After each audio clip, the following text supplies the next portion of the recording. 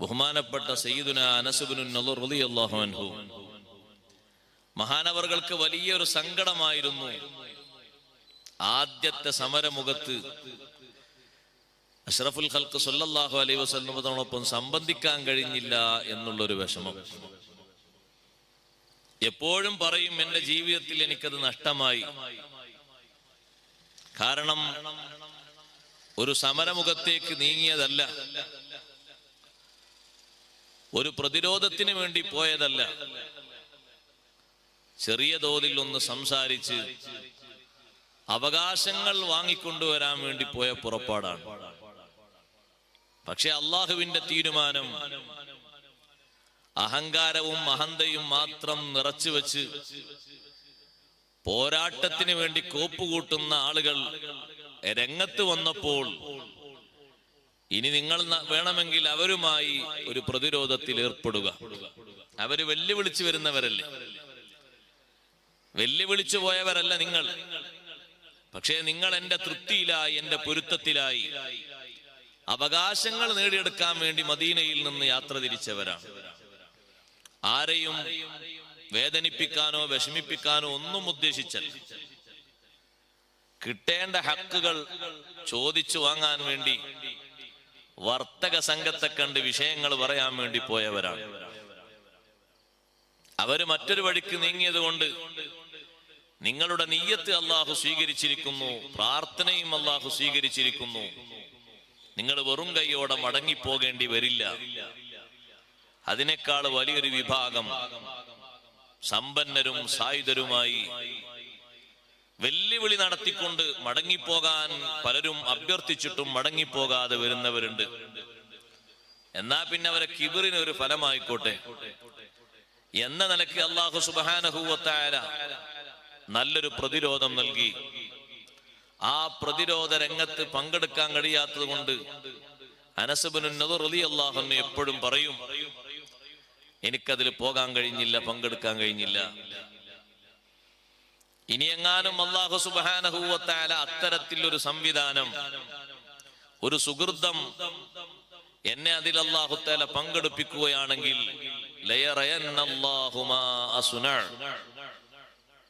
ഞാൻ പ്രവർത്തിക്കുന്നത്, ഞാൻ പോരാടുന്നത് അല്ലാഹു സുബ്ഹാനഹു വ തആല നല്ലോണം അറിഞ്ഞ് അല്ലാഹു പൊരുത്തപ്പെടുന്ന സന്തോഷിക്കുന്ന വിധത്തിൽ അള്ളാഹുവിന്റെ ദീനിന് വേണ്ടി ഞാൻ ചെറുത്തു നിൽക്കും. അതൊരു വെറും വാക്കായി പറഞ്ഞതല്ല. അല്ലാഹു സുബ്ഹാനഹു വ തആലയുടെ ദീനിനെ വെല്ലുവിളി ഉയർത്തി പാവപ്പെട്ട സ്വഹാബിമാരെ നിഷ്കരുണം ആക്രമിച്ച് മർദ്ദന മുറകൾക്ക് മുഴുവനും വിധേയപ്പെടുത്തി വീണ്ടും അഹങ്കാരവും അതിക്രമങ്ങളും മാത്രം ലക്ഷ്യമാക്കി മുന്നോട്ട് നീങ്ങുന്ന ആളുകൾക്ക് അല്ലാഹു സുബ്ഹാനഹു വ തആല പ്രതിരോധിക്കാൻ അനുവാദം നൽകിയതുകൊണ്ട് സ്വഹാബത്ത് ആ രംഗത്ത് മുന്നേറുകയാണ്. നമ്മൾ സമീപകാലങ്ങളിലും മറ്റും ഇപ്പോഴുമൊക്കെ കേൾക്കുന്നത് പോലെ നാമാവശേഷമാക്കാനുള്ള ചെറുത്തുനിൽപ്പല്ല, കണ്ണിൽ ചോരയില്ലാത്ത വിധം നശിപ്പിച്ചു കളയാനുള്ള ഉത്തരവല്ല. അങ്ങനെ ഒരു മുഖം ഇസ്ലാമിനില്ല. ഉദിന ലില്ലദീന യുഖാതലൂന ബിഅന്നഹും ളുലിമൂ വഇന്നല്ലാഹ അലാ നസ്രിഹിം ലഖദീർ.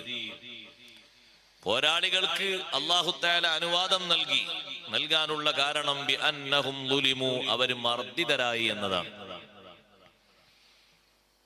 ഇഷ്ടം പോലെ മർദ്ദനങ്ങൾ സഹിച്ചു അല്ലാഹുവിന്റെ മാർഗത്തിലായി.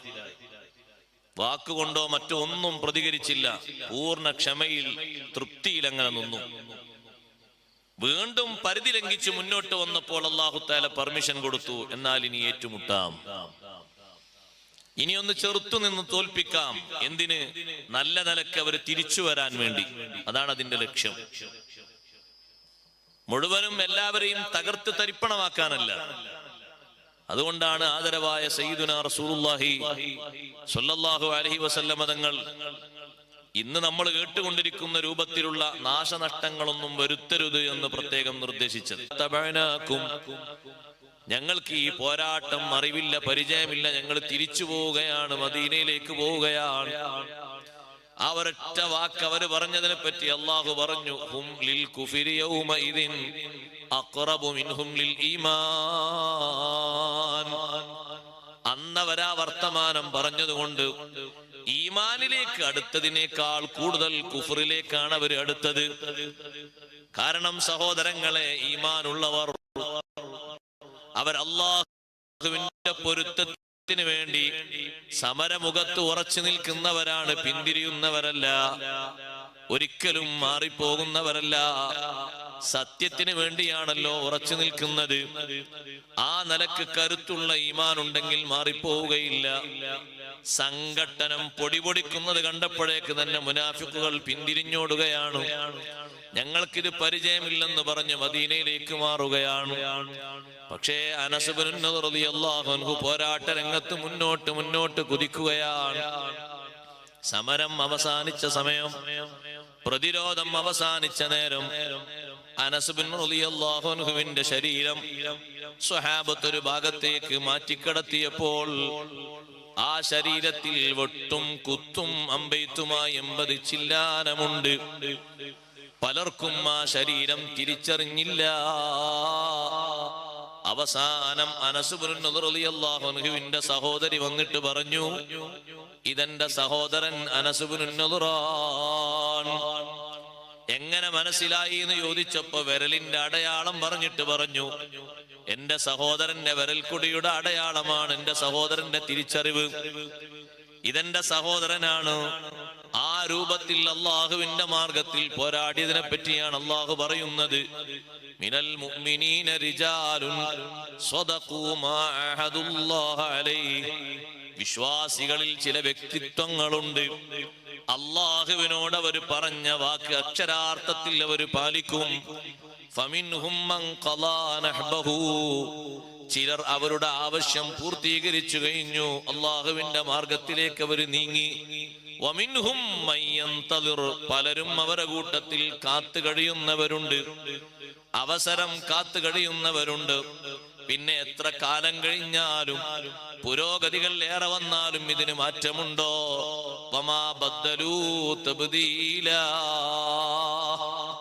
പറഞ്ഞ വാക്കിൽ നിന്ന് അവർ മാറുകയില്ല. കുടുംബത്തിന്റെ ഗതി ചിന്തിച്ചുകൊണ്ടോ ഭാവിയുടെ പുരോഗതി ആസൂത്രണം ചെയ്യുന്ന കാരണമായിട്ടോ അവർ പിന്തിരിയൂല. വാക്ക് അക്ഷരാർത്ഥത്തിൽ പാലിക്കുന്നവരാണ്. അഷ്റഫുൽ ഖൽഖ് റസൂലുള്ളാഹി സ്വല്ലല്ലാഹു അലൈഹി വസല്ലം തങ്ങളെ ഏറെ സന്തോഷിപ്പിച്ച ഖുർആനിന്റെ സൂക്തമാണിത്. ഇത് ഓതിയപ്പോൾ, ഇതിറങ്ങിയപ്പോൾ തങ്ങളേറെ സന്തോഷിച്ചിട്ട് പറഞ്ഞു, ആ പറയുന്ന വ്യക്തിത്വങ്ങളിൽ അനസ് ഇബ്നു നദർ റളിയല്ലാഹു അൻഹു ഇടം പിടിച്ചു. സ്വദഖൂ മാ അഹദുല്ലാഹ അലൈഹി. അല്ലാഹുവേ ഞാൻ അങ്ങനെ ചെയ്യും, അല്ലാഹുവേ നിന്റെ ദീനിന് വേണ്ടി ഞാൻ ഇങ്ങനെ ചെയ്യും, നിന്റെ ദീനിന് വേണ്ടി ഞാൻ അങ്ങനെ ചെയ്യും എന്ന ആ ഒരു വാക്കുണ്ടല്ലോ, ആ വാക്ക് അങ്ങനെ തന്നെ പാലിച്ചുപോയി. ബഹിഷ്കരണം കിട്ടിയ സമയത്ത് ബഹുമാനപ്പെട്ട കഅബ് ഇബ്നു മാലിക് റളിയല്ലാഹു അൻഹുവിനോട് മദീന വിട്ടുപോകാൻ വേണ്ടിയിട്ടൊരു രാജാവ് കത്തെഴുതിയില്ലേ? കഅബ് ഇബ്നു മാലിക് റളിയല്ലാഹു അൻഹു ഉറച്ച നിലപാടിലാണ്. നമ്മുടെ ഈ വിഷയത്തിൽ അല്ലാഹു തആലാന്റെ ഭാഗത്ത് നിന്ന് നിർദ്ദേശം കിട്ടുന്നത് വരെ സഹിച്ച് ഈ നാട്ടിൽ തന്നെ കഴിയും, പറഞ്ഞത് മാറ്റി പറയൂല. സത്യം പറഞ്ഞു കഅബ് ഇബ്നു മാലിക് റളിയല്ലാഹു അൻഹു. ഹബീബായ തങ്ങളെ തബൂക്കിലേക്ക് വരാൻ എനിക്ക് കാരണമായിട്ട് കാര്യമായിട്ടൊന്നുമില്ല.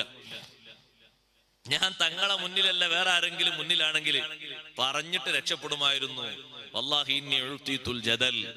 സംവദിക്കാനുള്ള കഴിവ് അല്ലാഹു എനിക്ക് തന്നിട്ടുണ്ട്. പക്ഷേ അവിടുത്തെ ഹളറത്തിൽ നടക്കൂല. കാരണം ഇവിടുത്തെ ഹളറത്തിൽ ഞാൻ എന്തെങ്കിലും ഒരു കദിബ് പറഞ്ഞാൽ നിർദ്ദേശം വരും, പിന്നെ ഞാനും ഖാദിബീങ്ങളിൽ പെട്ടവനാകും. അതുകൊണ്ട് തുറന്നു പറയട്ടെ, മാലി മിൻ ഉദുർ. പ്രതിബന്ധങ്ങളൊന്നുമില്ല. പോകാം എന്ന് കരുതി, പക്ഷേ പോയില്ല. ഞാൻ അങ്ങോട്ട് എത്താമതൊക്കെ നിശ്ചയിച്ചു തുടക്കത്തിൽ. പിന്നെ ആ ടൈം അങ്ങനെ കഴിഞ്ഞു. പിന്നെ എന്റെ മനസ്സിൽ ബേജാറായി, ഇന്ന് പോയില്ലല്ലോ, ഇന്നലെയും പോയില്ലല്ലോ, ഇനി അവർ തിരിച്ചു വരാൻ സമയമായല്ലോ, പടച്ചോനെ എന്ത് പറയുന്നുള്ള ബേജാറായി. ഈ ഒരു വിഷയം തുറന്ന് തങ്ങളെ മുന്നിൽ ഇരുന്നിട്ട് തുറന്നു പറഞ്ഞപ്പോൾ തങ്ങൾ പറഞ്ഞു, അമ്മാ ഹാദാ ഫഖദ് സ്വദഖ്. ഈ മഹാമനുഷ്യൻ സത്യം പറഞ്ഞിരിക്കുന്നു.